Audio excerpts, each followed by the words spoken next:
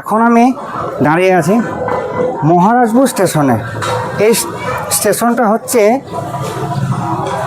ঝাড়খণ্ড রাজ্যের সাহেবগঞ্জ জেলার অবস্থিত। আর এইখানে রয়েছে সুন্দর একটি ওয়াটারফলস, যেটার নাম হচ্ছে মতি ঝর্ণা ওয়াটারফলস, যা এত সুন্দর দেখবার জায়গা। আর আপনাদেরকে একবার মহারাজপুর স্টেশনটা দেখিয়ে দিই। এটা হচ্ছে মহারাজপুর স্টেশন। এই লাইনটা সোজা আপনার চলে যাচ্ছে সাহেবগঞ্জের দিকে, আর এই দিকটা যাচ্ছে রামপুরহাট, বর্ধমান বা আজিমগঞ্জের দিকে।